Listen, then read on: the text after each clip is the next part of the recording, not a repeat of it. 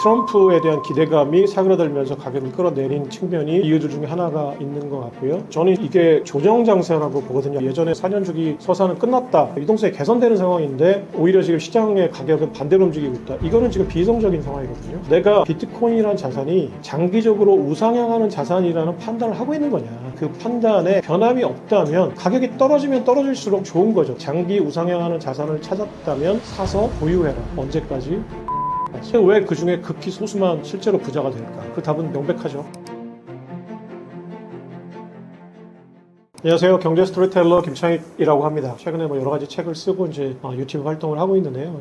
최근에 이제 비트코인 가격 크립토 시장이 상당히 안 좋은 상황이라서 어떤 얘기를 해야 될지 좀 고민을 많이 하고 그런 얘기들을 좀 해볼까 합니다. ETF 승인 이후에는 예전처럼 반감기 사이클이 그대로 안 먹히는 이유가 뭔가요?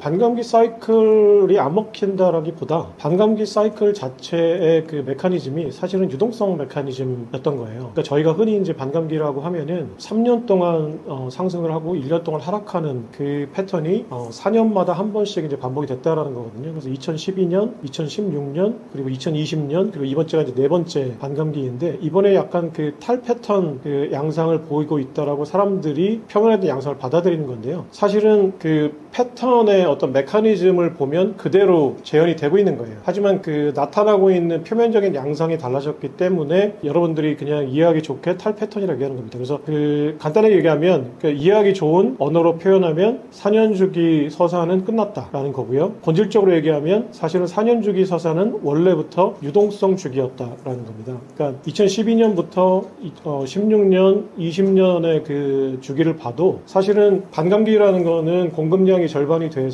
이제 그 시장 시초 가격, 그러니까 채굴자 분들이 시장에 내놓는 이제 기초 가격이 2배가 되는 거거든요. 그게 이제 가격 인상을 견인하고 그런 분위기 때문에 유동성이 몰려들면서 비트코인 가격이 상승을 했다가 그다음에 어느 정도 상승한 다음에는 채굴자 분들이나 그리고 시세 차익을 본 분들이 이제 차익을 실현하면서 가격이 떨어지고 아직까지는 그 논리가 빈약하기 때문에 그리고 또 이제 안전자산이라는 어떤 서사가 형성이 안 됐기 때문에 가격이 하락할 때 이제 패닉 장사가 되면서 가격이 급격히 하락하는 장세였는데 사실 하락 사이클을 봐도 금리가 인상되고 유동성이 메마르는 주기하고 겹쳤습니다. 그래서 이거를 그 메커니즘을 분석해 보면 사실은 금리 인하와 반감기라는 사이클이 겹치면서 가격을 상승시키고 금리 상승과 그다음에 차익 실현이 겹치면서 가격을 하락시켰던 이 패턴이 그동안 3번 반복이 됐고 2024년 4월 반감기 때에도 이제 반감기 서사라는 것 때문에 그리고 2024년 12월에 한번 금리를 인하했죠. 그러니까 반감기 서사와 금리 인하 사이클이 어느 정도는 공진을 하면서 가격이 상승을 했는데 이건 이제 결론적인 얘기지만 지금 돌이켜서 생각하면 사실은 2024년 반감기 때에는 금리는 인하 쪽으로 이제 방향을 틀긴 했지만 사실은 금리가 상당히 높은 수준이었고 M2는 증가세이긴 했지만 M2라는 건 이제 광해 통화량 유동성을 의미합니다. 그러니까 M2는 증가세이기는 했지만 그 증가폭, 그러니까 저희가 이제 로그함수라고 얘기하는데 절대 금액이 아니라 20조 달러에서 20억 달러가 20조 달러가 제가 지금 정확한 숫자는 기억이 안 나는데 20조 달러에서 22조 달러 정도의 이 사이에서 유동성이 왔다 갔다 했거든요. 그러니까 절대 금액으로 따지면 사실은 적은 액수는 아니지만 증가폭인 로그함수로 우리가 이제 흔히 얘기하는 그 증가폭으로 따지면 사실은 그렇게 많은 유동성이 시장에 풀렸던 상황은 아닙니다. 그러니까 그렇다면 24년 그 3월부터 최근 10월 10일 이전에 그러니까 그 대폭락이 있기 이전에 어떤 상승 그 국면은 사실은 유동성으로 설명하기보다는 이건 이제 결론적인 얘기지만 돌이켜서 생각해 보니까 사실 처음에 ETF라는 어떤 호재가 있었어요. 그러니까 그 블랙록이나 이제 뱅가드는 최근에 이제 ETF를 하기로 했고 블랙록, 피델리티 등등이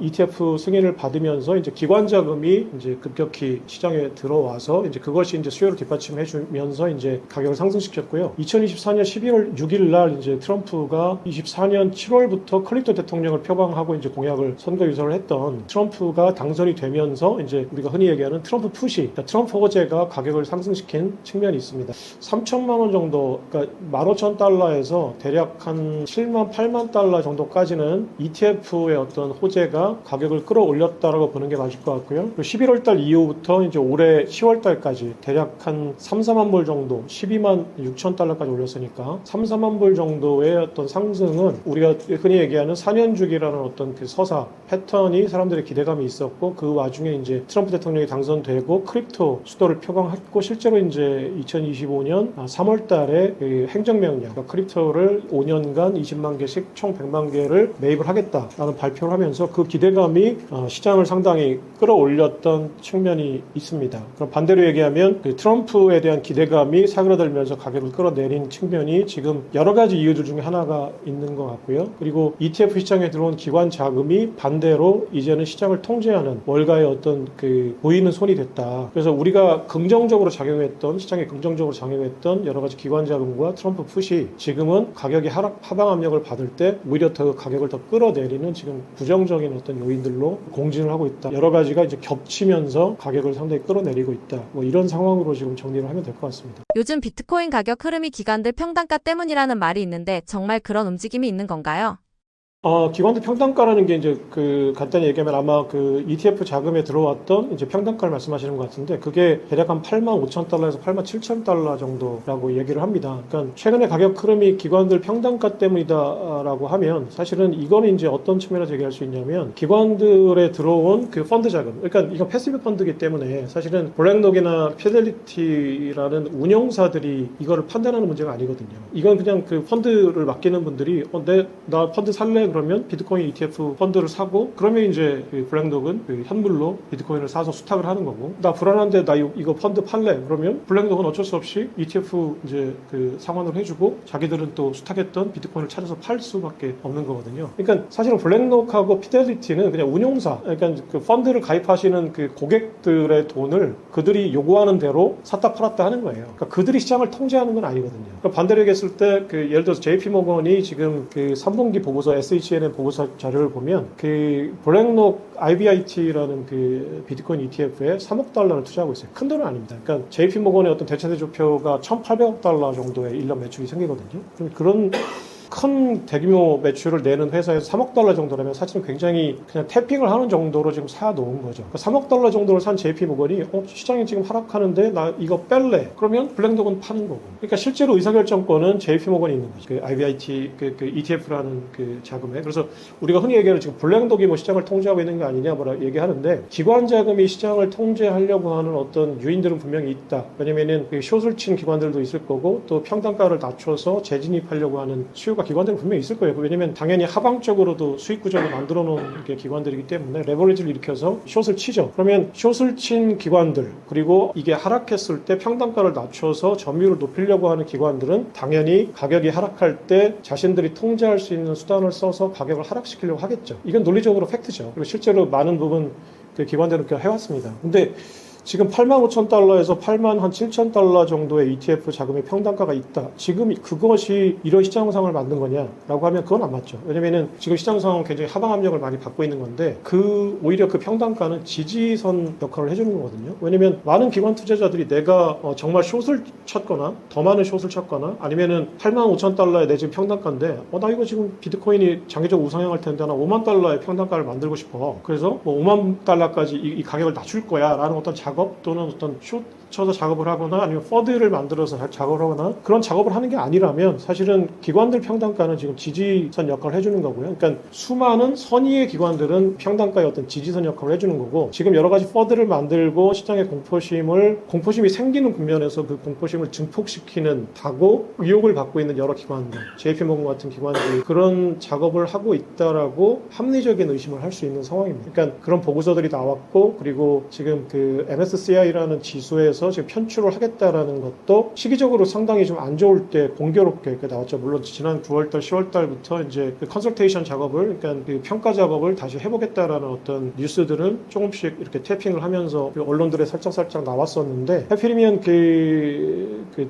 대규모 청산이 있었던 10월 10일 날 MSCI가 같은 시간에 편출 작업을 하겠다라는 발표를 했고요. 그로부터 한 달 이내에 그 JP모건이 편출됐을 경우에 28억 달러, MSCI 지수에서만 편출 인출됐을 경우에는 28억 달러가 이제 ETF 자금에서 패시브 펀드 자금들이 빠져나갈 거다. 그리고 이제 그 여파로 예를 들어 나스닥 지수라든지 뭐 다른 지수들에서 이제 그 DAT 기업들, 우리가 이제 트레저리 기업이라고 하는 스트래티지나 그 비트마이너 같은 것들이 편출될 경우에는 총 100억 달러 정도의 자금이 빠져나갈 수 있다라는 보고서를 냈습니다. 그러니까 이런 보고서들은 시장에 어떤 정보를 주기 위한 명분이 있기는 하지만 그 시기나 지금 이들이 하려고 하는 어떤 의도를 봤을 때는 고의적으로밖에 볼 수 없는 상황입니다. 고의라고 단정할 수는 없지만 사실은 그들이 우리는 이건 고의입니다라고 자수하기 전에는 그건 누구도 모르는 거예요. 근데 시장이 그걸 판단해야죠. 이거는 지금 JP모건이나 그 JP모건의 그 형제 회사라고 할 수 있는 골드만삭스가 뿌리인 MSCI 지수 그 만드는 정보 제공업체, 사실은 지금 정보 제공업체라고 할 수 없어요. 시장을 지금 조종하고 있거든요. 그러면 미국의 규제당국이 이 MSCI라는 회사를 단순한 정보 제공업체가 아니라 투자 자문 회사로 승격을 시켜서 규제를 해줘야 됩니다. 사실은 지금 그냥 단순한 정보 제공업체라는 이유로 규제 바깥에 있어서 이들이 지금 부리고 있는 횡포가 시장을 꼬리가 몸통을 흔드는 상황이거든요. 그러니까 상당히 센 규제를 이 업체들한테 해줘야 돼요. 지금 이런 상황이라고 생각을 합니다. 요즘은 변동성이 심한데 떨어질 때 더 모으는 전략이 실제로도 괜찮은가요? 그러니까 최근에 이제 아무래도 가격이 많이 급락을 하고 저는 이제 이게 그 조정 장세라고 보거든요. 아직까지는 이게 예전에 어떤 4년 주기 서사는 끝났다. 왜냐면은 4년 주기 서사라는 게 끝났다라는 게 성립하지 않으면 인간의 집단이성과 인간의 이성이 아무런 역할을 하고 있지 못하다는 상황이 돼버려요. 인간은 그런 동물은 아니거든요. 인간은 때로는 비이성적이고 수많은 경우 비이성적이기도 하지만 대체로 이성적입니다. 그리고 그 이성들이 합쳐진 집단이성은 상당히 이성적이에요. 그런데 지금 사실은 유동성 서사라는 메커니즘이 어떤 근거가 되는 게 4년주기 서사인데 지금 유동성은 상당히 많이 좋아지진 않았지만 가장 나쁜 바닥을 치고 지금 올라가는 상황이에요. 그러니까 유동성이 개선되는 상황인데 오히려 지금 시장의 가격은 반대로 움직이고 있다. 이거는 지금 비이성적인 상황이거든요. 합리적으로 설명할 수 없는 상황입니다. 그렇다면 이거를 지금 사람들이 받아들이고 근거로 받아들이고 행동한다는 거는 인간은 대체로 이성적이다라는 어떤 대전제에 부합하지 않습니다. 그렇기 때문에 지금 상황은 누군가 고의적으로 만들고 있다라고 합리적으로 의심할 수밖에 없는 상황이고 그 공포를 증폭시켜서 가끔은 비이성적이 되는 인간들이 실제로 비이성적인 상황이 일시적으로 됐다라고 판단을 합니다. 여기서 이제 수많은 사람들이 질문을 많이 해요. 질문 많이 하고 또 스스로에게도 지금 의심을 가질 거예요. 내가 여기서 지금 엑시트를 해야 되는 거냐? 엑시트는 뭐 지능순이라는데 엑시트 해야 되는 거냐? 아니면 추매를 해야 되는 거냐? 대부분은 지금 아마 엑시트 하고 계실 거예요. 근데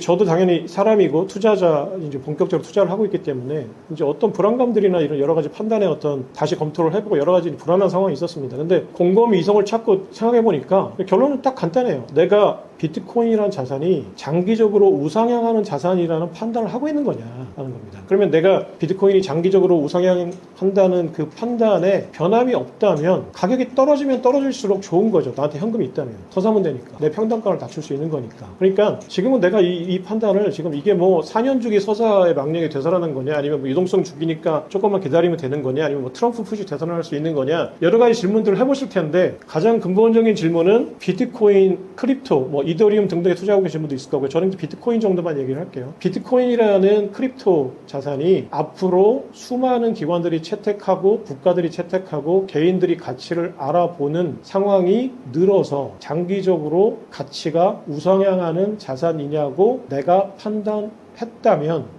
그 판단이 아직 유효한 거냐라는 되물음을 한번 해보시고 유효하다라는 결론이 난다면 간단한 거죠. 장기 호드를 하거나 아니면 추매를 하거나 하는 거겠죠. 그 판단이 흔들렸다면 언제 엑스트 할지를 곰곰이 고민해 보셔야죠. 그런 분들은. 근데 그 많은 투자 그루들이 사실은 돈 벌 수 있는 방법을 모든 사람들에게 책으로 알려줬습니다. 뭐 진짜 비법은 뭐 그들만의 자신들만의 비법은 당연히 시크릿으로 감춰뒀겠죠. 누가 자기 비법을 다 알려줍니까? 근데 대체로 어느 정도는 성공할 수 있는 방법들을 책으로 또는 방송으로 또는 여러 가지 방법들을 통해서 전 세계 80억 인구한테 다 알려줬습니다. 그거의 공통점 X만 딱 뽑아서 보면 장기 우상향하는 자산을 찾아라. 첫 번째가 그 전제가 그거고요. 두 번째, 장기 우상향하는 자산을 찾았다면 사서 보유해라. 언제까지? 오를 때까지. 이 비법을 전 세계 80억 인구한테 알려줬어요. 다 알고 있는 겁니다. 우리 방법을. 그러니까 자산시장에서 투자해서 부자가 되는 방법을 우리는 다 알고 있어요. 근데 왜 그 중에 극히 소수만 실제로 부자가 될까? 방법을 다 알고 있는데. 그 답은 명백하죠. 그거를 끝까지 실천했느냐의 문제입니다. 그러니까 방법은 다 아는데 내가 부자가 될 수 있는 방법은 다 많은데 왜 극소수만 부자가 됐을까? 실천의 문제거든요. 지금이 그 실천의 중요한 타이밍이죠. 내가 장기 우상향하는 자산이라고 판단해서 들어왔을 거고, 아니면 뭐 실제로 내가 단타를 쳐가지고 잠깐 돈을 벌고 나겠다 하시는 분들은 지금 다 나가시면 돼요. 그분들은 어쩔 수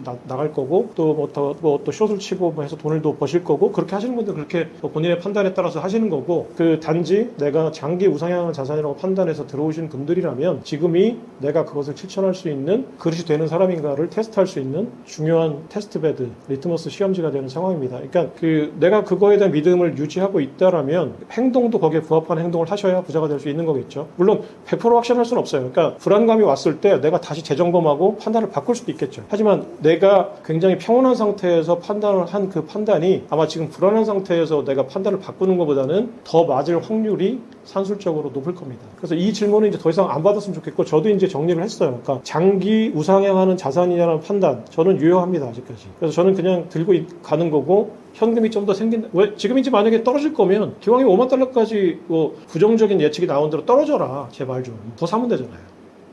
네, 평단가를 낮출 수 있으니까. 그러니까 그 판단만 여러분들이 각자 하시고 각자 행동하시면 될 것 같습니다. 달러 가치가 계속 떨어지면 비트코인의 가격은 자연스럽게 오르는 건가요?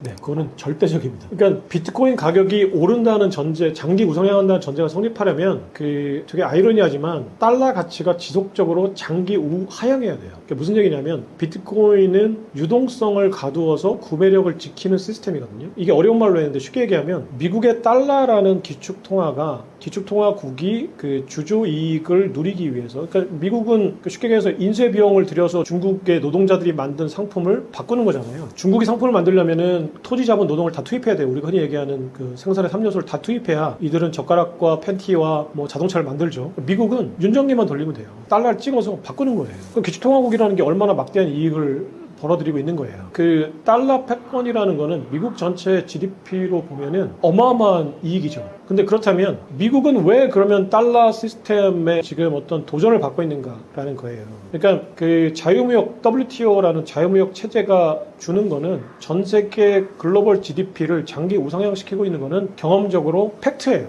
그러니까 미국의 GDP가 예를 들어서 3조 달러, 그러니까 그 닉슨 쇼크 이후에 미국의 GDP가 3조 달러였다면 지금 미국 GDP는 30조 달러니까 10배가 성장했어요. 미국의 GDP가 10배 성장했다는 거는 글로벌 GDP가 뭐 평균적으로 그만큼 성장했다는 얘기예요. 글로벌 GDP는 미국이 대략 한 25% 정도니까 100조 달러가 좀 넘는 규모인데, 그러면 50년 전에는 전 세계 글로벌 GDP가 대략 한 10조 달러 안팎이었다는 얘기겠죠. 그렇다면 전 세계 경제가 자유무역이라는 걸로, 그러니까 리카도가 얘기하고 아담 스미스가 얘기하고 해서 그 비교 우위, 뭐 절대 우위 법칙, 그다음에 뭐 시장 개방 뭐 등등 해가지고 이제 그 고전적인 경제학자들이 얘기를 해서 그 학문적인 토대 위에서 만들어진 WTO, IMF, 뭐 세계은행 등등의 어떤 기관들이 앞장을 서고 미국의 정부가, 특히 이제 민주당 정부가, 그러니까 이제 레거노믹스 이후에 사실 공화당이 레거노믹스를 주도했지만 사실 그 이후에 클린턴 정부, 오바마 정부, 바이든 정부가 그 이후에 세계화를 주도한 거예요. 중국의 편입 등등을 다 주도했기 때문에. 그러면 미국의 민주당, 월가, 그리고 WTO, IMF 그 등등의 세계화 기구들이 전 세계의 경제를 세계화라는 틀 안에서 묶어버리고 단일 시장으로 만들면서 중세 근대 시대까지의 어떤 토지 제국주의, 그러니까 영토를 확보해서 이제 생산 요소를 갈취하는 이 시스템을 버리고 금융 제국주의를 만들었죠. 그러니까 전 세계를 하나의 단일 시장으로 만들어서 월가라는 펌프를 만들어 놓고, 그러니까 흡입기를 만들어 놓고 전 세계 금융시장의 자본을 월가의 펌프가 다 빨아들인 거예요. 사실 그래서 금융제국주의를 만든 거죠. 이게 이제 세계화라는 걸로 전 세계 글로벌 GDP가 명목적으로 양적인 우상향을 하는 이걸로 취해서 전 세계는 지금 월가의 펌프에 계속 지속적으로 금융 자본의 이익을 이제 몰아주고 있었던 겁니다. 중국은 열심히 만들어서 팬티 만들어가지고 열심히 만들면 미국이 찍어낸 그 100달러짜리 지폐로 바꾸죠. 그러면 실제로 중국이 가진 거는 그냥 몇 센트밖에 원가가 없는 법정화폐를 가지고 있는 거예요. 그러면 이런 황금알을 낳는 거위를 가지고 있는 미국의 입장에서는 이 배를 갈라서 황금을 다 한꺼번에 꺼내고 싶은 욕구가 당연히 생기죠. 정권들은. 그렇잖아요. 한 장 찍어내고 2장 찍어내고 싶고. 찍어내면 되는데 모든 정부는 그 연준이라는 곳에 채권을 팔아서 연준이 화폐를 찍어서 이제 되돌려받는 구조긴 하지만 사실은 재무부, 연준, 월가, 미국 정부가 트럼프 정권에서는 지금 반세계화 기치를 내걸고 반대 세력이긴 하지만 사실은 이게 하나의 세력이라고 보면은 사실은 미국은 계속 화폐를 찍어내고 싶죠. 왜냐면 화폐를 찍어내는 월가는 찍어내서 수수료를 받는 거고 미국 정부는 채권을 찍어내서 그냥 그 주조이익을 그대로 다 가져오는 거니까 누구도 화폐를 찍어내지 말자라고 얘기할 수가 없는 거예요. 다 좋은 건데 계속 화폐를 찍어내죠. 그럼 어떤 문제가 생기냐. 거예요. 미국은 30조 달러까지 GDP는 성장했지만 그럼 여기서 이제 분배 문제가 생겨요. 자, 봐봐. 전세가 다 해피해. 옛날에 10조 달러였는데 지금 100조 달러잖아. 미국 옛날에 3조 달러였는데 지금 30조 달러잖아. 10배 성장했어. 근데 지금 스몰 사이즈 피자가 라지 사이즈 피자가 됐어요. 근데 옛날에 스몰 사이즈 피자였을 때는 제가 그 도우의 일부분을 먹었어요. 근데 이게 갑자기 라지 사이즈 피자가 됐는데 그러면 내가 더 많이 먹어야 되잖아. 모든 사람이 평균적으로. 근데 옛날에 스몰 사이즈 피자일 때는 이걸 10조각으로 나눠가지고 한 조각을 내가 먹었는데 이게 라지 사이즈 피자가 됐을 때도 내가 똑같이 한 조각을 먹으면 다 같이 해피한 거죠. 근데 그렇게 되지 않아요. 지금 이 10조각을 전부 다 상위 1%가 먹고 있는 거예요. 그러니까 스몰 사이즈 피자일 때보다 라지 사이즈 피자일 때가 됐을 때 상대적으로 내가 덜 먹게 되고 심지어는 절대적으로 내가 덜 먹게 돼요. 근데 이 절대적으로 덜 먹게 된다는 개념을 사람들이 잘 이해 못하더라고요. 그러니까 이거를 인플레이션이라는 개념을 제가 그냥 직관적으로 좀 알기 쉽게 설명을 해드릴게요. 그러니까 지금 조그만한 상자가 하나 있어요. 이게 글로벌 경제예요. 물통이라고 할게요. 요만한 물통이 세계 경제예요. 이 물통 안에 사과 하나, 배 하나가 들어가 있어요. 그러면 이게 글로벌 실물 경제예요. 현재. 여기에 누가 돈을 찍어서 2달러를 이 경제에 넣어요. 화폐를 찍어서. 그러면 직관적으로 그냥 복잡하게 생각하지 마시고 그러면 사과값 하나, 배값 하나는 얼마가 될까요? 네, 지금 2달러가 화폐가 있으니까 처음에 사과가 맛있는지 배가 맛있는지 사람이 몰라요. 그러니까 일단은 1달러로는 사과를 사고 1달러로는 배를 살 거예요. 네, 그러면 사과값은 1달러, 배값도 1달러겠죠. 근데 누가 여기에 화폐를 찍어서 4달러를 넣어줬어요. 네, 그럼 직관적으로 생각하면 2달러는 배를 사고 2달러는 사과를 사면 똑같이 화폐량은 6달러니까 사과 3달러, 배 3달러가 되겠죠. 이러면 이제 인플레이션은 300%가 되는 거고 그 다음에 사과값과 배값이 똑같이 오르는 거죠. 그럼 사과를 파는 사람과 배를 파는 사람이 전혀 분배 문제가 없어요. 그렇죠? 똑같이 지금 버는 거예요. 근데 사실은 3달러 받고 3달러 받았지만 내가 판 물건은 사과 하나 배 하나 똑같아요. 경제에는 아무것도 변한 게 없어요. 단지 화폐량만 늘어났죠. 이게 인플레이션이에요. 사과 하나 배 하나 실물 경제는 아무것도 바뀐 게 없어요. 우리 경제에는 사과 하나 배 하나밖에 가진 게 없는데 화폐를 찍어서 넣어주니까 갑자기 어떤 마법을 통해서 사과 1달러였던 사과가 3달러가 되고 1달러였던 배가 3달러가 돼요. 이게 이제 인플레이션입니다. 아무것도 바뀐 게 없는데 가격이 3배가 올랐죠. 그러면은 분당 아파트 가진 사람이 5억 주고 샀는데 15억이 됐어요. 10억 벌었죠. 강남 아파트 가진 사람이 그러니까 10억 주고 샀는데 30억이 됐어요. 3배 벌었죠. 20억 벌었죠. 둘 다 해피하잖아요. 근데 현실은 이렇지가 않아요. 현실은 사람들이 한번 1달러 배를 사 먹어 보니까 배가 더 달고 맛있어요. 사과보다. 그 다음에 화폐가 4달러가 늘어났을 때 사람들은 3달러를 배에 쓰고 1달러를 사과에 써요. 그러면 6달러가 2달러 사과값은 2달러가 되고 배값은 4달러가 됩니다. 근데 그러면 어떤 현상이 벌어졌느냐? 사과 하나 배 하나는 똑같아요. 근데 배값이 어느 순간 갑자기 사과값의 2배가 됐어요. 그러면 사과 주인이 배를 먹고 싶다면 사과를 하나 더 농사를 져가지고 2개를 갖다 줘야 돼. 배 주인한테. 이게 현실 경제예요. 사람들은 한번 경험을 해보고 더 좋은 게 있으면 그 더 좋은 거, 희소한 거, 돈을 더 많이 쓰게 돼요. 그럼 분당 아파트 5억 주고 산 분당 아파트가 15억이 되면 강남 아파트 10억 주고 산 거는 지금 100억이 된 거예요. 이 시장에서 바뀐 건 뭐냐면 한국은행이 원화를 어마어마하게 찍어서 시장에 푸는 것밖에 없어요. 근데 옛날에 똑같이 5억하고 10억 했던 2배 차이 났던 아파트 가격이 지금 10배 차이 나거든요. 왜 그럴까요? 사람들이 사과랑 배를 먹어보니까 배가 더 맛있고 희소하다는 걸 알았어요. 강남 아파트가 분당 아파트보다 더 맛있고 희소하다는 걸 안 거예요. 그럼 여기서 그럼 지속적으로 갑자기 한국은행이 그 원화를 더 찍어낸다. 어떤 현상이 벌어질까요? 나는 이제 배 실컷 먹었으니까 사과를 더 살까요? 절대 그렇지 않아요. 배는 더 희소해지죠. 더 맛있어지고. 그걸 사람들이 알았어요. 그럼 이제는 예전에는 10달러가 늘어났을 때 8달러, 2달러를 배분했다가 이제는 9달러, 1달러 배분하고 나중에 되면 10달러를 전부 다 강남 아파트에 써요. 배에 써요. 그게 지금 벌어지고 있는 현상이에요. 예전에 분당 아파트, 평촌 아파트, 강남 아파트가 사실은 큰 차이 없이 같은 폭으로 올랐죠. 근데 지금은 강남 아파트가 4배가 오르는 동안 분당 아파트 2배 올라요. 이게 이제 우리가 흔히 얘기하는 신문에서 표현하기로는 똘똘한 한 채라고 하죠. 이게 무슨 얘기냐면 화폐가 시장에 풀렸을 때 훨씬 더 달고 맛있는 거, 희소한 거에 돈이 몰리는 현상이 벌어지는데 이게 깡통 효과예요. 깡통 효과. 그래서 결국은 희소하고 더 맛있는 자산을 가지고 있는 사람이 시장의 화폐량이 늘어났을 때에는 실물 비율을 더 많이 갖게 돼요.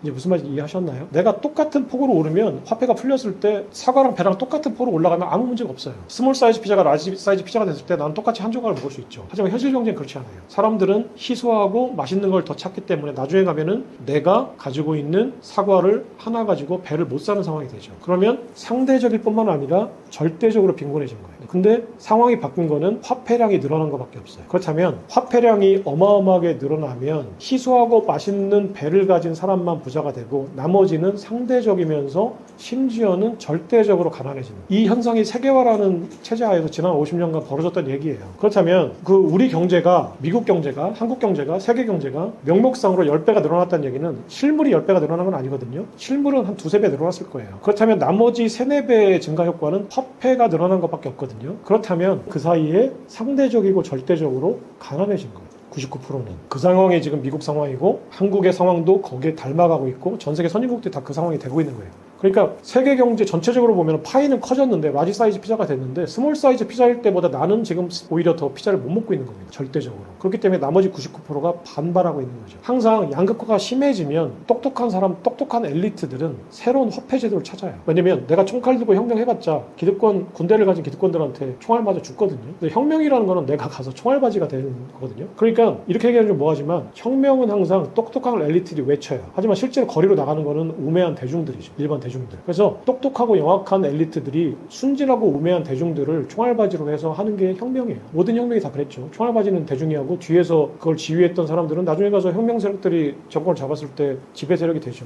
그러니까 절대 거리로 나가지 마세요. 그러니까 그 똑똑한 엘리트들이 혁명을 하겠다고 외칠 때 니들이 원하는 게 뭐야? 라고 물어보고 그들과 같이 행동하세요. 그들의 텐트 속이 가장 안전합니다. 절대 거리로 나가지 마시고요. 그렇지만 어쨌거나 똑똑한 엘리트들은 경제가 양극화돼서 내가 절대적이고 상대적으로 가난해졌을 때 꼭 화폐 개혁을 하려고 합니다. 그 역사적으로 반복됐고요. 지금 그 금융위기 때 사토시 나카모토가 그 타임즈의 그 제호, 그러니까 그 1월 3일자인가 그 제호를 가지고 왜 월가만 구제하는가라는 단어로 비트코인이라는 걸 세상에 알린 게 결국 그거예요. 세상은 수많은 다수가 나 같은 엘리트들이 상대적이고 절대적으로 가난해졌다. 그래서 나는 그래서 화폐 시스템을 개혁하겠다. 왜냐면은 그게 가장 피를 안 흘리고 그 극단적으로 쏠린 부를 다시 찾아오는 방법이거든요. 화폐 제도가 사실은 부의 분배 구조를 만들어요. 지금의 달러 시스템은 월가를 중심으로 한 극소수 0.1%가 전 세계 부의 99%를 가져가는 시스템이기 때문에 그렇다면 99%에 쏠린 이 자산을 다시 쏠리게 하려면 이 흐름의 방향을 반대로 뒤집어야 되니까 그러려면 지금과는 정반대의 화폐를 만들어야 되는 겁니다.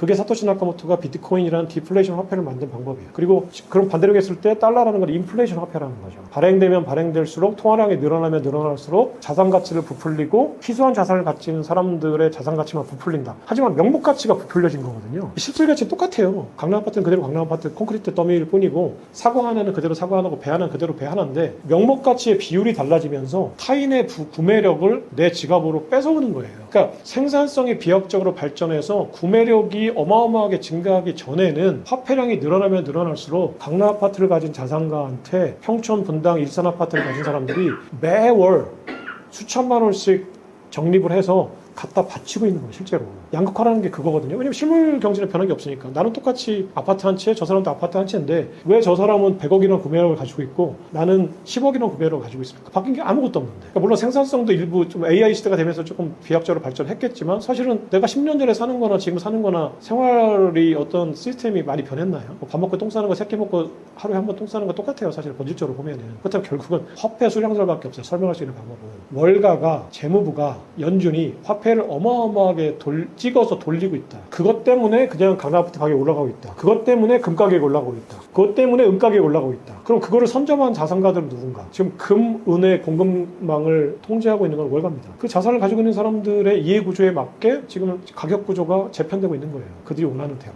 두 가지 방법밖에 없죠. 내가 혁명을 해서 이 구조를 완전히 프레임을 바꿔버리거나 아니면 월가가 원하는 프레임 속에 들어가서 그들이 원하는 게 뭔지를 읽어보거나. 근데 일반적인 자산가들이 일반적인 대중들이 할 수 있는 가장 좋은 방법은 그나마 9명의 대중들 중에 그나마 똑똑한 한두 명이 할 수 있는 거는 월가가 원하는 프레임 뭔지를 읽는 거죠. 그게 가장 안전하고 좋은 방법이에요. 하지만 정말 강력하게 이 상황을 바꾸고 싶은 누군가 천재들은 아예 프레임을 바꾸는 전략을 짜겠죠. 그게 이제 사이버펑크나 클립토 혁명가, 사토시 나카모토, 에던백 이런 사람들이 했던 이제 화폐 혁신입니다. 이것이 성공하려면 이 화폐 혁신이 그렇지만 기득권의 저항이 있을 때 아직까지 달러 시스템, 법정화폐 시스템이 건재하다는 얘기는 역사적으로 어떤 화폐 혁명도 성공하지 못했다는 얘기죠. 반증하고 있잖아요. 그렇다면 지금 비트코인이란 디지털 혁명이 성공하려면 아직까지는 결정이 나지 않았을 때 성공했다 안 했다라고 단정지면 안 되고 성공을 희망하는 사람들이 힘을 보태야죠. 근데 지금 그게 굉장히 긍정적인 거는 미국의 정부가 지금 반월가 반세계화 진영인 트럼프가 대통령이 됐고 빅테크들은 기존 화폐 시스템이 불만이죠. 왜냐면 AI가 이룰 수 없는 화폐거든요. 달러 시스템, 스위프트는. 그렇다면 자신들이 만들어 놓은 AI 시스템 안에서 화폐 시스템을 굴리려면 결국 크립토밖에 없어요. 블록체인밖에. 그렇다면 이들은 결국 빅테크 진영은 달러 시스템 밖에 있는 크립토 시스템으로 자신들이 만든 생태계를 앞으로 구축하고 싶을 겁니다. 그렇다면 예전에는 그냥 브레인밖에 없는 아무것도 없는 그 혁명 세력들이 혁명을 외치고 거리로 나갔다가 대중들을 총 맞아 죽고 브레인들은 감옥에 갇히고 이랬었는데 지금은 이 혁명을 어느 정도는 성공으로 끌고 갈 수 있는 자본력, 조직력들이 있고 대중들이 그거를 쉽게 알 수 있는 이제 그 미디어란 플랫폼들이 발전했으니까 월가가 예전처럼 거세게 정하지 못할 거고 포섭하려고 할 거예요. 반대로 이걸 죽이자, 이건 못한다, 이미 알았다, 그럼 포섭하자. 그래서 우리가 원하는 어떤 그 통치의 규칙대로 이걸 끌어들이자. 그래서 지금은 그 크립토와 그 월가라는 기득권과 크립토라는 혁명 세력이 지금 싸우고 있는 거는 누구가 죽을 때까지 피 터지게 싸워보자가 아니라 지금 상황은 이거를 얘네들은 은밀하게 포섭하려고 하는 상황이고 크립토는 크립토대로 그래도 제도권 안에 들어가야 되기 때문에 일단 제도권 안에 들어가자. 접점이 만들어진 상황이거든요. 그러니까 예전의 화폐혁명과는 좀 다른 국면으로 이게 발전할 수 있어요. 하지만 기득권이 훨씬 더 많은 정보와 많은 자본과 많은 네트워크를 가지고 있기 때문에 이게 기득권에 유리한 방향으로 흘러갈 가능성이 높다고 생각해요. 그래서 지금 그거를 어떻게 그 월가의 포섭을 우리가 어떻게 견제하고 어떻게 해야 디센트럴라이즈드 된 화폐로서의 어떤 크립토 투자가 유효한 거냐를 이제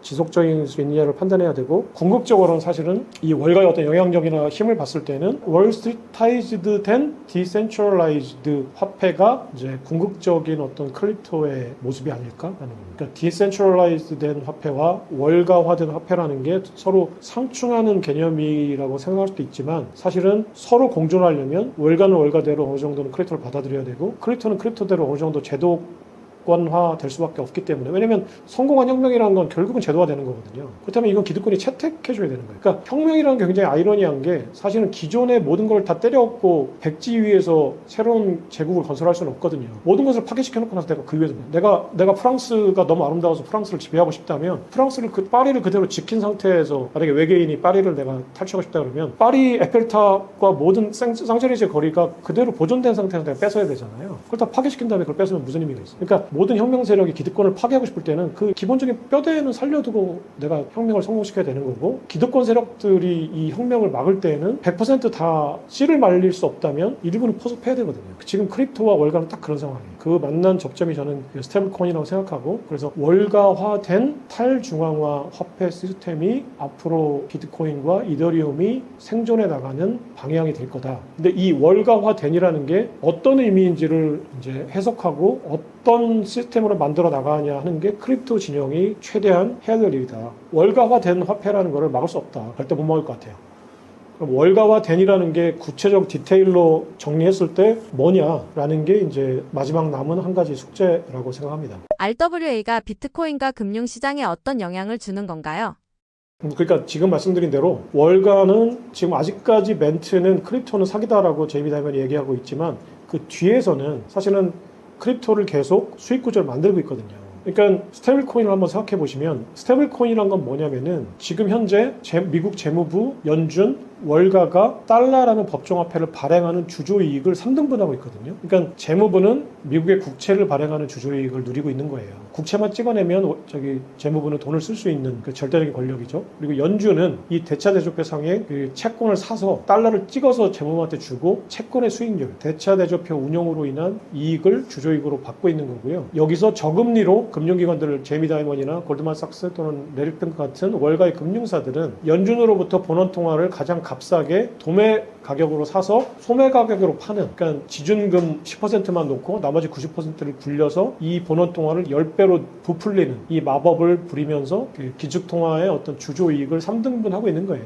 이 3등분 되는 이 이익이 균형을 이루고 있기 때문에 백악관, 재무부, 연준, 월가가 서로 밉지만 공생관계를 형성해 나가고 있는 거거든요. 근데 여기에 스테이블코인이라는 제4자가 제4의 권력이 들어왔어요. 블록체인 스테이블코인이라는 거를 통해서 무슨 얘기냐면 스테이블코인은 아직은 월가가 하고 있는 신용 창출 단계는 아니에요. 이자를 못 주거든요. 발행하는 수수료를 받고 그 운용사들이 국채에 투자해서 국채 수익률을 얻는 거지 스테이블코인을 받은 이용자들은 금리가 없어요. 스테이블 코인을 스테이킹하는 뭐 디파이에서 이익을 얻을 수 있지만 내가 테더를 사고 USDT를 샀다고 해서 내가 그 산 만큼 내 계좌에 넣어놨다고 해서 이자가 나오진 않거든요. 그러니까 신용 창출은 안 되는 선이에요. 하지만 수수료 이익이라는 이 막대한 이익을 테더만 해도 지금 뭐 블랙록보다 연간 운영 수익이 높다고 하니까 JP모건이니까 글로벌 골드만삭스보다 이제 테더가 훨씬 더 영업이익이 높았다고 하니까 이 막대한 운영 수익이라는 그 주조 이익을 4등분 하는 거예요. 그렇다면 월가는 자신들이 그 원했던 연준은 번호통화 발행하는 거, 그리고 미국 정부는 채권 발행하는 건 아직까지 독점이기 때문에 그러면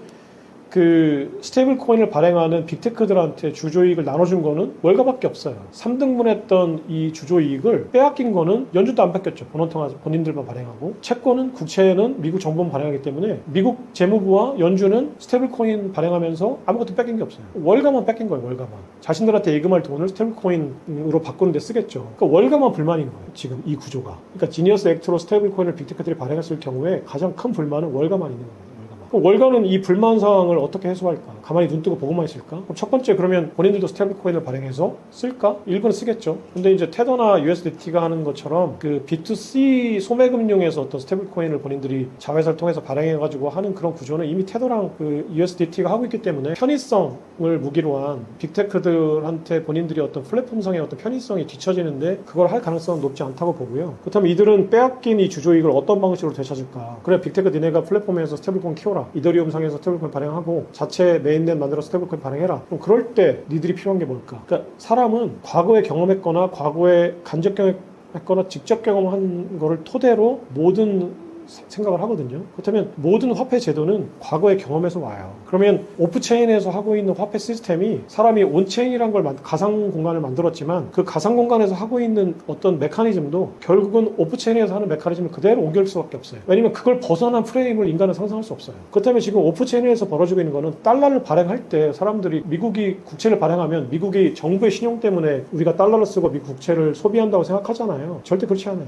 미국이 포트녹스 금고에 4,000톤 전체는 8,000톤의 금을 가지고 있다고 생각하기 때문에 미국의 국채를 사주는 거예요. 그때 채권자들은 담보물 없는 대출을 해주지 않아요. 미국의 신용도 뭔 개소리야. 걔들한테 가서 미국의 신용도 때문에 지금 법정화폐 발행하고 미국 국채 사주는 거 아니야? 그러면 개소리라고 하죠. 미국 정부가 가지고 있는 담보물들이 있죠. 금 등등 있죠. 재무가 가지고 있는 부동산, 자산들. 여차하면 그거 담보물로 가져가야죠. 근데 그러면 온체인상에서 담보물이 뭘까? 온체인상에서 스테이블코인 발행해가지고 비트코인 사고 뭐 경제 송금하고 하는데 온체인상에서는 그러면 이 스테이블코인 내가 뭘 믿고 쓰는 거냐? 뭘 믿고 사는 거냐? 하는 거예요. 그 뒤에 담보물이 필요해요. 담보물. 그 담보물이 사실은 훨씬 더 많은 수수료 구조를 가지고 있어요. 그럼 RWA라는 게 그러면 사람들이 오프체인에서 하는 거는 국채를 담보물로 거래를 하거나 부동산을 담보물로 거래를 하거나 내가 가지고 있는 유동화 증권을 가지고 담보물로 거래를 하거나 금을 담보물로 거래를 하잖아요. 온체인상에서 똑같을 거예요. 왜냐면 인간은 그거밖에 경험해본 게 없으니까. 그렇다면 온체인상에서 실물 자산의 담보물들을 온체인의 담보물을 만들어야죠. 그게 RWA예요. MF 펀드를 담보물로 온체인화하고 내가 가지고 있는 부동산을 담보물로 온체인화하고 내가 가지고 있는 금을 담보물로 온체인화하고 내가 가지고 있는 국채를 담보물로 온체인화하고 비트코인이 이미 온체인화되어 있는 자산이고 그럼 이 자산들을 가지고 나는 담보거래를 하겠다는 거예요. 그럼 아까 말씀드렸듯이 금융사 간의 담보거래 1일물 담보거래만 해도 하루에 10억 달러가 20억 달러가 돼요. 거래 규모만 JP모건만 어마어마해요. 이게 소매금융보다 훨씬 더 클 수도 있어요. 그러면 그 JP모건이 이 담보거래 시장 본래 나간 이 담보거래 시장을 잡겠다는 거예요. 그러면 그 위에서 돌아다니고 있는 스테이블 코인은 쉽게 얘기하면은 금, 부동산, 많은 유동화 자산들을 담보로 거래하고 있는 이 종이 쪼가리인 달러에 불과한 거예요. 사실은 이 종이 쪼가리들이 막 돌아다니고 있는 이유는 그 밑에 이 담보물들이 있기 때문이에요. 그럼 스테이블 코인이 막 돌아다니게 하려면 그 밑에 이 담보물들이 있어야 돼요. 그러니까 JP모건이나 블랙록은 그걸 본 거예요. 결국은 온체인상에서도 담보물이 필요할 거다.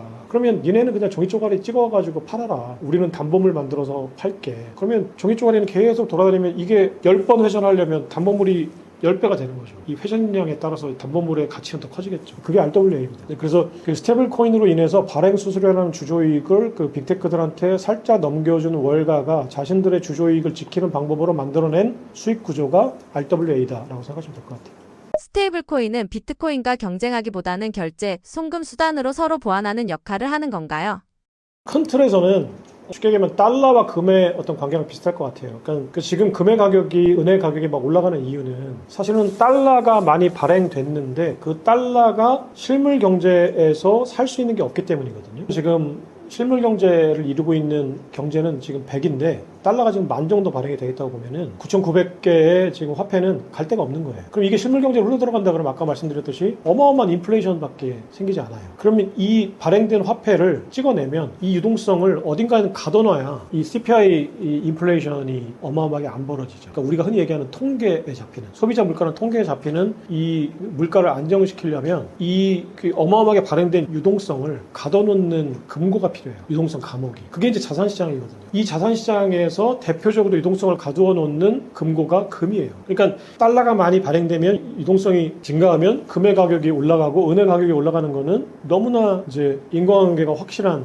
메커니즘이에요. 그러면은 온체인상에서는 스테이블 코인은 쉽게 얘기하면 달러예요. 스테이블 코인은 암호화폐라고 하지만 사실은 그냥 쉽게 얘기하면 그냥 달러의 디지털 버전이에요. 그럼 스테이블 코인의 유동성이 증가했다. 그러면 온체인상도 마찬가지잖아요. 인간의 화폐 시스템과 경제 시스템은 자신들이 경험한 대로 그대로 흘러가거든요. 과거에 경험한 대로 미래가 흘러가요. 비슷하게. 그럼 온체인상의 미래는 사실은 오프체인상의 과거랑 겹쳐요. 데칼코마니에요. 그러면은 결국은 스테이블 코인이라는 그 지불 수단인 유동성이 증가한다 그러면 이 유동성이 살 수 있는 실질 구매력이 없다면 사실은 이걸 가둬놓는 금고가 또 필요한데 그 금고가 비트코인인 거죠. 그러면 스테이블 코인의 유동성이 증가하면 비트코인의 가격이 상승하는 건 너무나 자명해요. 그러니까 이거는 비트코인의 가격이 상승하는 거는 쉽게 얘기하면 달러의 가치가 썩어야 돼요. 계속. 아이러니하지만 달러라는 시스템이 건전해지면 비트코인 가격이 올라갈 수가 없어요. 그러니까 비트코인에 투자하는 사람들이 아이러니하지만 바라야 될 거는 미국의 정부가 정신을 못 차리고 달러를 계속 찍어내는 거예요. 미국의 정부가 갑자기 정신을 차리고 우리는 달러를 건전하게 만들 거예요 해서 달러 안 찍어내잖아요. 비트코인 투자하면 안 돼요. 그러니까 미국의 정부가 지속적으로 정신 못 차리고 해롱해롱 거려야 우리는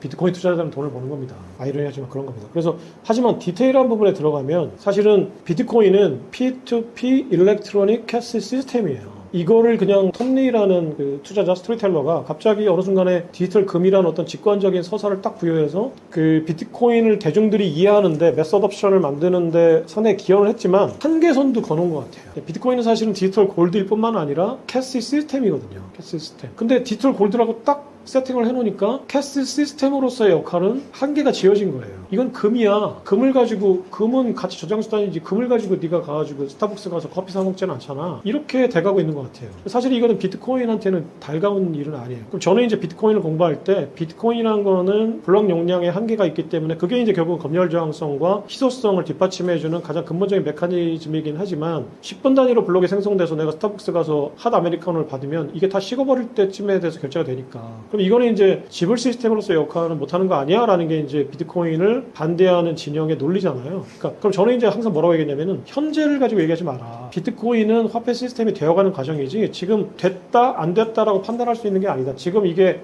플로우 과정이기 때문에 지금 우리가 이거를 어떤 중간에 어떤 그 단면을 딱 잘라서 화폐다 아니다라고 판단하지 말고 화폐가 되어가는 과정에 누군가는 힘을 보탤 거고 누군가는 저항선을 만들 거다. 그렇다면 힘을 보태는 사람들이 많으면 이거를 결국은 기술적으로 이걸 화폐 시스템이 되게끔 하는 거는 저는 문돌이기 때문에 그냥 개념적으로 생각하면은 기술적인 어떤 해법들은 어떤 서사라는 컨센서스가 이루어지고 나면은 굉장히 가장 쉬운 해결책이 될 거다라고 했는데 저는 그래서 이제 비트코인이 어떤 결제하는 어떤 이 편의성을 높여나갈 거라고 생각했는데 그게 생각하고 보니까 비탈릭 부테린이 똑같은 생각을 한 거고 비탈릭 부테린이 만든 해법이 비트코인을 업그레이드하는 게 아니라 이더리움이라는 메인넷을 새로 만드는 거죠. 그렇게 보면 그러면 비트코인을 업그레이드하고 뭔가 소프트 포크건 뭔가를 해서 비트코인이 뭔가 기술적으로 지불 시스템에 더 가까워지는 이런 양상을 기대했다면 그 기대감은 이더리움과 스테이블 코인이라는 것들이 결합되는 어떤 이더리움이 어떤 메인넷이 돼서 그게 플랫폼이 된다라고 보면은 지불 시스템 또는 지불 시스템의 플랫폼으로서의 비트코인의 가치는 어느 정도는 희석되었다고 보는 게 맞지 않을까? 그게 이제 최근에 그 돈남 언니가 그 비트코인의 장기 가격을 150만 달러에서 120만 달러로 바꾸면서 했던 얘기 중에 하나가 이더리움과 스테이블 코인의 어떤 미래를 생각했을 때 지불 시스템으로서의 비트코인의 어떤 가치는 어느 정도는 좀 삭감을 해야 된다라는 논리로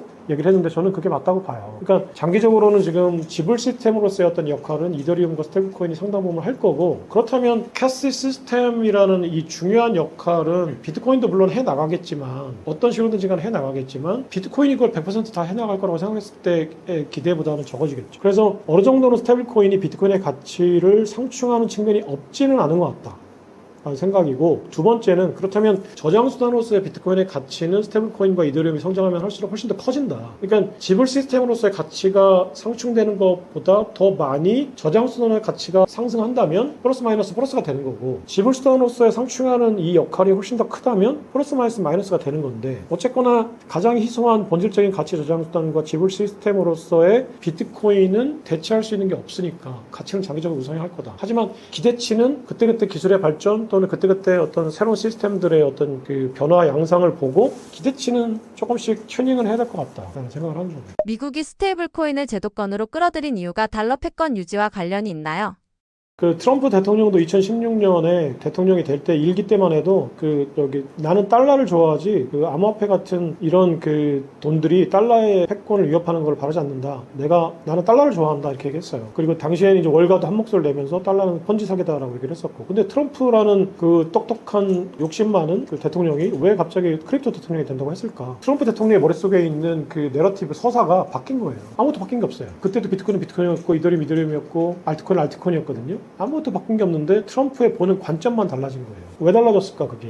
스테이블 코인을 만들어 나가는 그 빅테크들이 사실은 자신들은 기술력으로 전 세계 경제 시스템을 새롭게 만들고 싶어하는 야심가들이거든요. 그러니까 미국의 실리콘밸리의 빅테크들을 단순하게 우리나라에 국한된 어떤 기업들이나, 우리나라 기업들은 대단해요. 이 정도 상황에서 삼성전자, 현대차, 뭐 네이버, 카카오 같은 회사들이 만들어졌다는 거는 저는 정말 대단한 거라고 생각하는데, 미국이라는 특수성이 있죠. 글로벌 시장을 다 연결되어 있는 미국이라는 이 시장에서 이제 만약에 우리 네이버나 누가 이병철이나 정재영 같은 분들이 미국에서 태어났다면 지금 현재 미국 기업들보다 훨씬 더 훌륭한 기업들을 만들 수 있었을 거라고 생각해요. 하지만 어쨌거나 지금 현실적으로 얘기했을 때 미국의 빅테크들이 원하는 거는 자신들의 플랫폼 사업이 전 세계 글로벌 사업을 새로운 국면의 어떤 패러다임 시프트를 하려면 화폐 시스템까지 가지 않으면, 화폐 시스템의 패러다임 시프트까지 가지 않으면 불가능하다는 인식을 했어요. 그러니까 경제의 어떤 플랫폼, 경제 플랫폼 그리고 경제 시스템을 자신들이 장악하고 자신들이 원하는 방향대로 IT 플랫폼 사업들을 패러다임 시프트를 하기 위해서는 결국에 궁극적으로는 화폐 제도를 장악해야 된다는 걸 인식했어요. 그 인식한 게 결국은 이제 마크 저커버그나 뭐 선각자들이었죠. 이제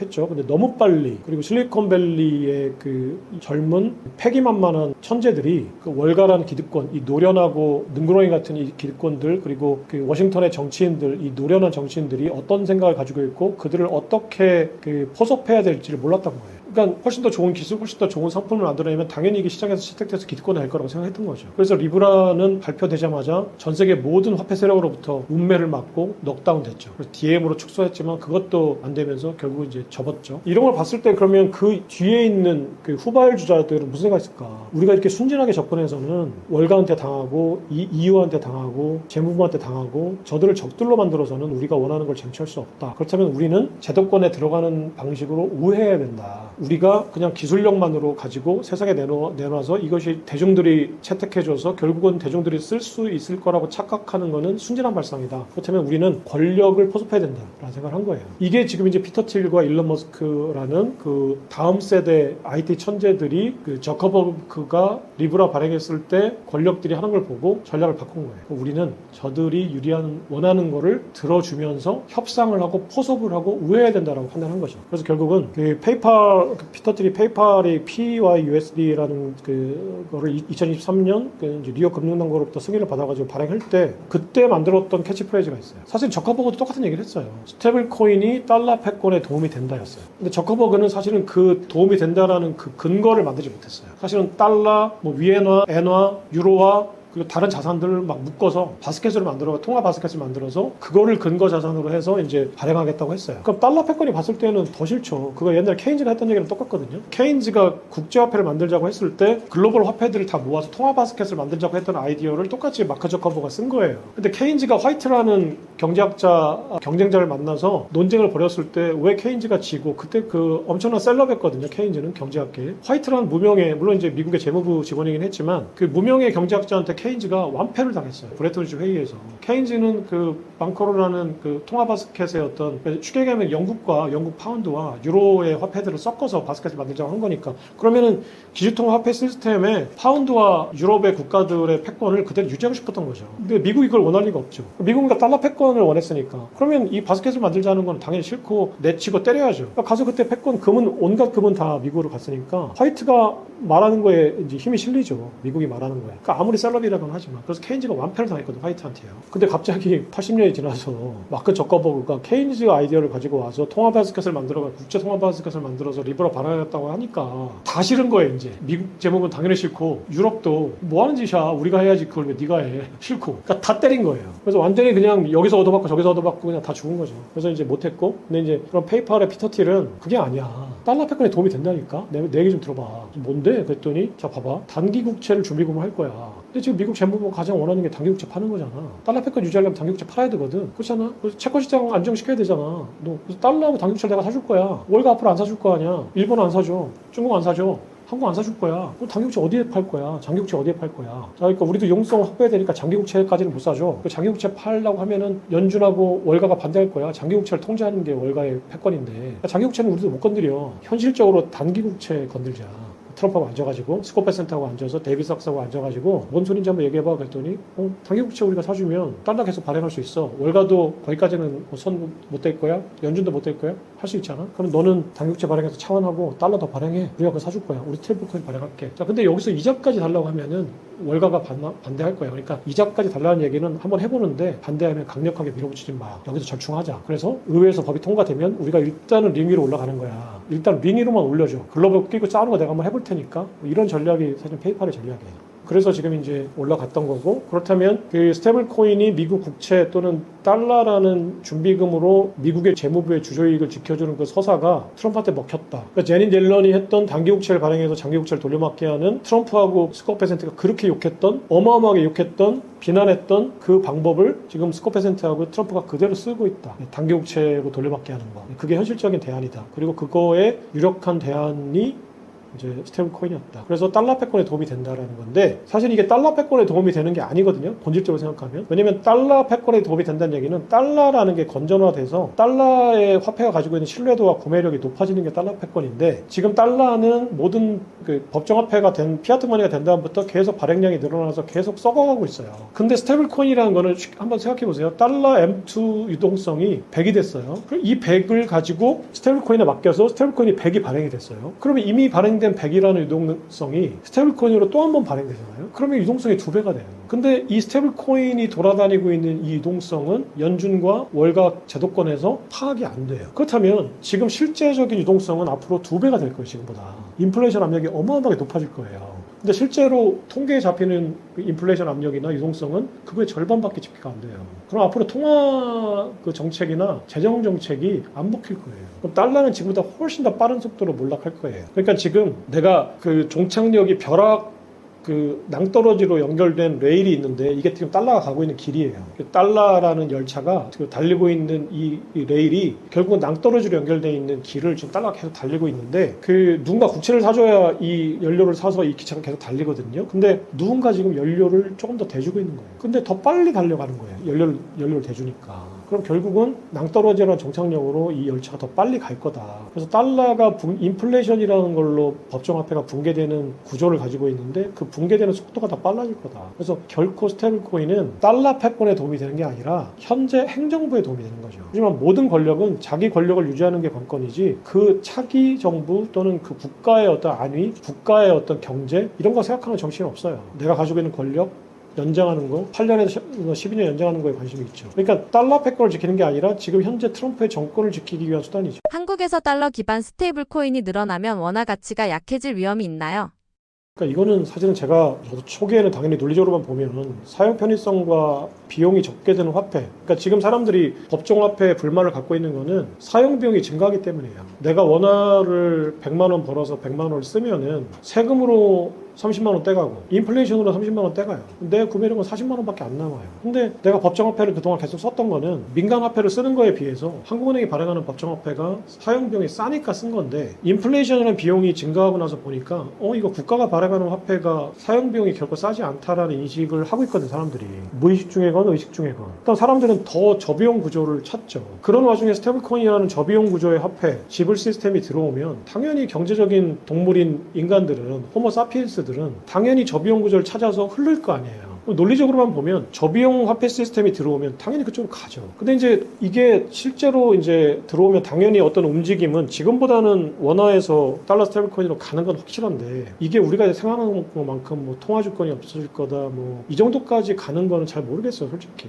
그러니까 이게 찻잔 속의 태풍이 될지 우리가 만약에 뭐 이디오피아나 남미 국가들 자신들의 화폐 시스템이 좀 불안정한 국가들은 당연히 이제 자신들의 어떤 화폐를 바꾸고자 하는 욕구가 많으니까. 근데 저같이 게으른 사람들은 늦게 바꿀 것 같아요. 저는 지금 내가 쓰고 있는 M2 현대카드가 제가 예전에 이제 막 쓸 때는 7만 원 연회비만큼 캐시백을 해주니까 7만 원 연회비를 냈거든요. 지금 그렇게 안 써요. 제가 자영업한 다음부터는 7만 원의 연회비에 M3 카드가 필요가 없어요. 근데 아직도 그거 7만 원 연회비 안 내는 카드로 안 바꾸거든요. 매달 바꾸겠다고 생각하면서. 왜 그러냐면 게을러서 그래요. 내가 7만 원이라는 비용을 아껴야지라고 판단하면 당연히 버튼을 눌러야 되는데 다음에 바꾸지 뭐 하다가 지금 10년간 쓰고 있어요. 그러니까 저 같은 사람이 평균이라는 표준 편차에서 그렇게 벗어나지 않는다라고 보면은 사용 편의성과 비용이 획기적으로 좋거나 획기적으로 절감되지 않으면 내가 굳이 내가 테더란 거를 가입해서 깔고 뭐 쓸까? 젊은 사람들은 빨리빨리 하겠지만 저 같은 사람은 뭐 당연히 저거 쓰면 싼 거 아는데 근데 또 이제 해외 유학 보내는 사람들은 이 송금할 때 비용이 많이 드니까 그런 사람들은 당연히 바꾸겠죠. 이게 이제 획기적으로 절감이 되니까. 근데 일반 대중이 갑자기 막 이걸 막 엄청나게 써가지고 뭐 원화 주권이 뭐 한다 뭐 이 정도까지가 장기적으로는 그런 방향으로 가겠지만 또 중단기적인 움직임이 그렇게까지 갈까라는 거는 조금 지켜봐야 될 것 같다라는 거고 또 한국은행에서 빨리 그런 거에 대한 대응책을 못 내놓는 이유는 기득권을 지키는 게 가장 크다고 생각하고요. 자신들이 가지고 있는 원화주권을 지키는 건 이제 그 주주 이익으로서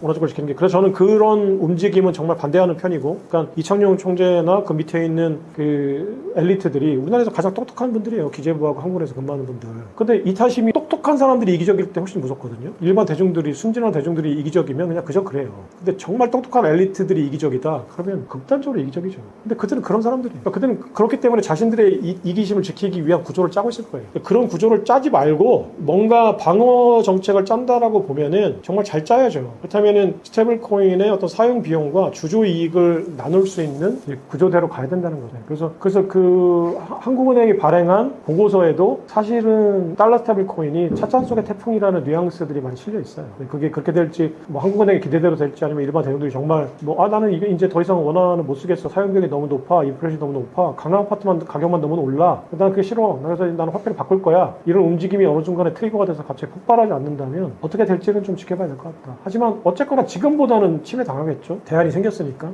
기업이나 개인이 스테이블 코인을 활용하면 해외 송금이나 결제가 더 편리해지나요?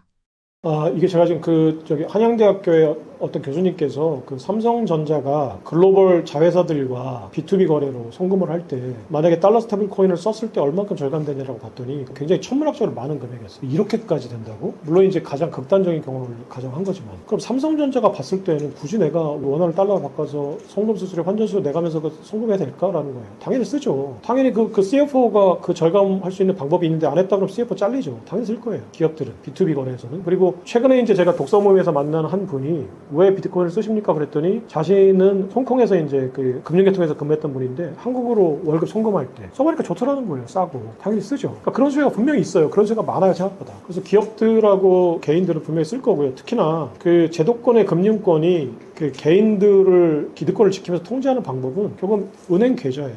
은행 계좌. 재무부가, 기재부가 또 우리나라 아직 관치금융이기 때문에 기재부가 4대 시중은행을 통제하고 이 계좌를 통제하는 거예요. 그러니까 모든 램프, 최종 관문은 기재부가 쥐고 있는 거거든요. 근데 이 계좌를 만약에 일반 대중들이 안 쓴다. 그러면 우리나라 기재부 정부가 한국은행이 또 시중은행이 일반 대중들의 금융 활동을 통제할 수 있는 방법이 없어지는 거예요. 이게 무슨 얘기냐면 삼성전자하고 현대차가 월급 통장을 개인 지갑으로 바꾼다. 클립토로, 스테이블코인으로. 우리나라 금융은 끝나는 거예요, 그러면. 근데 이제 삼성전자하고 현대차를 어떻게든 맞겠죠? 월급 통장 바꾸는 거를. 그 바꾸는 거를 어쨌거나 경제 원리에 따라서 최종적으로 움직일 텐데 정권이 무섭긴 하겠지만 국세청이 무섭긴 하겠지만 결국은 경제 원리대로 움직이는 게 자본 시장주의 경제라고 하면은 이재용 회장과 정의선 회장도 판단할 겁니다. 어떤 게 더 우리 CFO한테 내가 어떤 지지를 내려야 될까? 그럼 월급 통장을 바꿔라. 그 순간 우리나라 금융 시스템하고 개인을 통제할 수 있는 방법은 없어져요. 내가 지금 저기 주거래은행 국민은행인데 국민은행 계좌 없애고 내가 스테이블코인 계좌로 내가 모든 거래를 한다. 내 자산을 내가 개인 지갑으로 한다. 끝나는 거죠. 그걸 어떻게든 막으려고 하겠죠. 못 막을 겁니다. 근데 만약에 그게 더 편리하고 더 싸다고 그러면. 극단적인 방법은 그냥 동결시키는 거예요. 그래서 그거 한번 생각해 보셔야 된다. 극단적인 제가 어떤 가정을 했지만 그래도 방향성은 그쪽으로 가는 게 확실하기 때문에 자신들의 기득권을 어떻게 지켜야 될지도 심각하게 고민해 봐야 된다. 내가 100% 기존의 기득권을 그대로 내가 지키면서 일반 대중과 경제 활동 인구를 통제하겠다라고 하는 거는 내가 볼 때는 굉장히 우매몽매한, 무지몽매한 생각이다. 그 주조이익을 좀 낮추고 마진을 좀 줄이고 이 주조이익을 사용자들에게 나눠주는 구조를 짜는 게 똑똑한 방법이다. 근데 아마 안 짤 겁니다. 그렇게. 실무자들이 그렇게 짜도 도장 찍는 사람들이 그 도장 안 찍어줄 거예요. 그게 조직이고 조직 논리고 그렇기 때문에 절대 그런 방안들이 우리 금융 시스템에서 나올 거라는 거 기대는 못하고 만약에 그런 시스템을 만들고 싶다면 태스크포스를 만들어야 돼요. 완전히 별정 조직을. 그래서 기존 시스템의 어떤 결제 체계에서 완전히 벗어난 그리고 그들이 다시 컴백했을 때에도 어떤 인사상의 불이익을 받지 않는 어떤 조직을 완전히 별정 조직을 엘리트들로 만들어서 그들이 새로운 시스템을 짜고 그 시스템대로 누군가 강력한 드라이브를 걸어줘야 지금 이 문제가 해결될 것 같아요. 지금 한국은행 사람, 기재부 사람, 그리고 시중은행 사람들, 은행연합회 사람들 불러다가 자 우리가 앞으로 원화스테이블코인 어떻게 만들지 한번 논의해보세요. 절대로 안 나옵니다. 왜냐면 그들은 똑똑한 이기주의자들이기 때문에 그들이 멍청해서 못 만드는 게 아니라 그들이 똑똑하기 때문에 안 만드는 거예요. 그걸 견제할 수 있는 방법은 완전히 별도의 그러니까 쉽게 얘기하면 그냥 이재명 대통령이 그냥 구체적으로 지시해버리는 거예요. 그러지 않으면 절대 해결책이 안 나올 것 같아요. 그러니까 이미 좋은 보고서들이 많이 나와 있는데 안 되거든요. 이미 이자를 주고 자산운용사를 굴려서 이자를 만들고 이런 것들이 이미 청와대 관계자들이 만들어 놓은 게 있어요. 그게 왜 자꾸 배제될까? 싫은 거죠. 그 똑똑한 이기주의자들이 자신들의 이해구조에 안 맞으니까 싫은 거예요. 그래서 절대 똑똑한 사람들한테 이타적인 어떤 해결책을 바라면 안 된다. 그게 인간이다. 지니어스 액트 발효로 스테이블 코인이 시장에 유동성을 많이 공급하면 일반 금융시장에도 영향이 있나요? 그러니까 일단은 스테이블 코인이 이제 제도권화 됐을 때 월가의 기존 금융사들이 가장 우려했던 것이 이자를 주면 안 된다. 왜냐면 이자를 주면은 자신들의 어떤 신용화폐 창출, 쉽게 하면 대출. 그러니까 그 신용이라는 게 사실 대출인데 아름다운 용어로 포장되죠. 쉽게 얘기하면 대출이 안 되죠. 왜냐면은 더 편하고 더 싼 시스템이 있는데 아직까지 JP모건 계좌를 쓰고 있는 유일한 이유는 JP모건 계좌는 이자를 주는데 스테이블코인 계좌는 이자를 안 주기 때문이거든요. 근데 만약에 이자까지 준다. 그럼 JP모건의 계좌를 내가 국민은행 계좌를 유지해야 될 이유가 전혀 없어지는 거예요. 나는 무조건 그냥 테더 사면 돼요. 이자까지 주고. 그래서 그 김용범 정책실장이 해시드 오픈레이트라는 그 블록체인 회사에 몸담고 있을 때 이제 그 포필라라는 그 업체랑 같이 코어를 해서 만들어 놓은 그 G2를 위한 그 디지털 G2를 위한 정책 보고서 이거에 이제 원화스테이블을 어떻게 만들지에 자산운용사를 껴서 그 예치금을 운용해서 사용자들에게 이자를 주는 방안이 들어가 있어요. 이거는 정부 관계자 출신이 만든 보고서라고 보기에는 굉장히 혁신적인 방안이죠. 사용자 입장에서 볼 때는 기존의 금융의 패러다임을 완전히 깨부시는 거거든요. 이자를 주면은 신용화폐 창출하는 건데 그러면 주조이익을 주자는 거잖아요. 완벽한 주조이익. 이거를 지금 기존의 금융 시스템이 달가워할 리가 없죠. 기재부가, 청와대가. 그걸 하자고 지금 제안을 한 게 지금 현재 김용범이라는 실장이 만들어 놓은 건데 지금 월가가 절대적으로 방어하고 있는 거는 사실은 스테이블코인 운용사들이 사용자들에게 이자 주는 거예요. 만약에 이자를 주겠다 그러면 월가 금융 시스템은 끝장나는 거죠. 실제로. 근데 이자를 아직까지 안 주겠다고 하니까. 그래서 이제 민주당 의원들이 이제 거기에 찬성을 했고 이제 공화당 의원들도 이제 결집을 했고 스테이블코인은 일단은 그러면 이제 비금융사. 그러니까 그 연준의 역사가 100년인데 연준의 역사 100년 동안 은행 금융사 이외에 비금융사를 감독 대상으로 설정한 거는 100년 동안 처음이에요. 금융사 또는 금융장사거든요. 연준의 감독 대상은. 근데 이번에 스테이블코인 지니어스 액트에는 감독기관이 그 첫 번째가 연준이고 두 번째가 통화감독청이에요. 근데 미국의 통화감독청과 연준의 감독 대상에 빅테크가 들어가 있는 거예요. 쉽게 얘기하면은 그 우리나라의 한국은행과 우리나라의 금감원이 네이버를 감독하겠다는 거예요. 왜? 원화스테이블코인 발행하니까. 지금 이 시스템이 된 거예요. 그러니까 이 얘기는 무슨 얘기냐면 네이버가 원화스테이블코인이라는 거를 발판으로 통화 제도 속에 깊숙이 들어간 거예요. 네이버는 일단 그 입장권을 받는 대가로 많은 것들을 양보해 줄 수 있겠죠. 너 이거 이자 주면 안 돼? 알았어. 내가 다 들어줄게. 원하는 거 다 얘기해. 일단 입장권 줘. 입장권 내고 들어갔어요. 근데 이제 그다음부터는 어떤 게 벌어지냐면 대중들이 이제 채택을 해줬어요. 그러니까 네이버 원화 스테이블 코인을 쓰는 사람이 1000만 명이 됐어요. 그럼 이거를 나중에 가서 이 1000만 명의 이용자들이 야, 네가 지금 가지고 있는 그 준비금 원화 그 인플레이션 때문에 계속 가치가 떨어지는데 나한테 이제 또 안 주고 너희 준비금 바꿔줘 좀 제발. 이거 비트코인으로 바꿔. 금으로 바꿔. 이러면은 이 1000만 명의 요구를 이 네이버가 안 들어줄 수 있을까요? 못 견딜 거예요. 아니면 1000만 명 다 이탈할 텐데. 그러면 네이버가 어떻게든 로비하고 어떻게든 설득해서 작업해서 대화 업무해서 어떻게든 바꾸겠죠 제도를. 그러면 일단 입장권을 준 거는 트럼의 목마예요. 그게 지금 지니어스 액트로 이제 미국의 금융 제도권으로 들어간 지금 이제 피터 틸, 일론 머스크 이제 그리고 이제 앞으로 계속 이더리움을 기반으로 또는 이제 자체 메인넷을 기반으로 스테이블코인을 발행하려고 하는 사람들이 머릿속에 갖고 있는 생각이에요. 내가 들어가서 일단 입장권을 받았는데 스테이블코인 발행해서 이용자들이 요구하는 이 사항들 그럼 그게 결국 유권자들인데 이 유권자들의 얘기를 미국의 정치권이 안 들어주면 조건 주지가 안 되는데 지금 7천만 명이 지금 저기 비트코이너거든요 미국에서. 그러니까 여기서 또 한마디 하고 싶은 거는 그래서 그 유권자들의 생각을 미국의 정부나 기재부가 안 들어줄 수 없을 거다. 그것도 결국 준비금 바뀔 거다. 이자 주게 될 거다. 그럼 결국에 금융 시스템의 패러다임은 헤게모니는 빅테크 쪽으로 일부 갈 거다. 저는 예전에 100% 갈 거라고 생각했는데 최근에 월가가 하는 짓거리를 보니까 상당히 세더라고요. 그래서 일부 갈 거다. 상당 부분라고 생각하고요. 여기서 이제 지금 비트코인의 가격 하락과 앞으로 이제 비트코인이 반등하는데 트럼프의 역할이 굉장히 중요해요. 저는 트럼프가 없어도 비트코인의 본질적인 가치는 안 변한다고 생각하지만 일단은 트럼프 풋이 비트코인의 가격을 많이 상승시켜 놓은 상황에서 갑자기 이게 이제 거품이 빠지면서 하방 압력을 주니까 이건 짜증나는 거예요. 그래서 트럼프가 여기서 역할을 하려면 지금 비트코인 전략 비축 법안을 사실상 폐지했을 텐데 월가의 어떤 채권 시장의 어떤 압력 때문에 나 이거 안 할게라고 제이미 다이먼하고 공모를 했을 텐데 정신 차리라는 거예요. 지금 7천만 명의 유권자가 보고 있다. 지금 트럼프 풋 때문에 이게 클루그먼하고 옛날에 그 블룸버그의 그 칼럼니스트가 이미 썼어요. 지금 비트코인 가격 하락은 트럼프 풋이 트럼프 거품이 빠지는 거다. 반대로 얘기하면 트럼프가 정신 못 차렸기 때문에 걔들은 트럼프와 그 SBR 전략에 반대한 클루그먼이 대표적인 반대 세력이거든요. 근데 그 사람은 트럼프를 조롱하기 위해서 쓴 거예요. 네가 그거 한다고 했다가 안 한다고 하니까 트럼프 거품이 빠지잖아라고 쓴 건데 이게 되게 반대로 얘기하면 긍정적인 효과를 발휘해 줄 거라고 생각해요. 트럼프가 그거 보고서 이거 유권자들이 지금 이 신문 읽은 애들이 너 때문에 이거 지금 가격 빠지는데 너 정신 차리려면 다음에 너 중간선에서 안 찍어줄 거야 라고 얘기하면 정신 차리겠죠. 이게 조금 어느 정도는 가격 하방 압력을 받고 거기에 월가가 퍼드를 통해서 공포감을 극대화시킨다. 월가도 짜증나고 트럼프도 짜증나는데 그래서 월가에 있는 계좌 다 빼고 SNS에서 불매운동을 하고 그때 게임스탑 공매도 세력들을 무찌르는 것처럼 다 뭉쳐야 돼. 지금 유튜브 보니까 게임스탑 때처럼 하자라는 어떤 움직임들이 벌어지고 있더라고요. 사람들이 똑똑해요. 그래서 월가에 압력 주고 트럼프한테는 안 찍을 거야. 저도 이제 제가 이거 보고 계신 분들한테 제가 오늘 이번 주 내에 X나 소셜 트럼프 미디어 뭐 있잖아요. 소셜 트루스 소셜 여기에 트럼프 팔로워해서 계속 올릴 글을 트럼프가 원하는데 트럼프는 굉장히 단순 어구를 반복하는 걸 좋아하니까 단순 어구 반복으로 캐치프레이즈를 만들어서 트럼프가 볼 수 있게끔 하는 걸 하려고 하는데 제가 문구를 만들어서 댓글에 올려놓을 테니까 그거 퍼날라 줬으면 좋겠습니다. 그래서 일단 트럼프한테 지난번에 한번 웅달책방이라는 곳에서 할 때는 그 정신 차려라 영어를 뭐냐고 하니까 그 웅달책방 이 대표께서 웨이크업이라고 하셨는데 이 대표께 죄송한데 웨이크업이라는 거는 되게 적확한 단어 아닌 것 같고 그러니까 안 찍을 거야 너 7천만 명이 중간선거에 너 안 찍을 거야 너 찍을 거야가 반대말이 뭔지 모르겠는데 아무튼 우리가 지금 그거 기대했던 거 아니잖아요. 해달라고 한 거 아니잖아요. 지가 나와가지고 그 캐피탈 스토어 만들겠다고 해놓고 나서 갑자기 채권 시장이 붕괴되니까 그거 꼬랑제내로 안 하겠다고 하는 건데 너 그거 안 하면 7천만 명이 안 찍을 거야. 정신 차려. 우리가 그거 해달라고 한 적 없어. 근데 네가 하겠다고 했다가 고기 줬다가 뺏으면 짜증나잖아.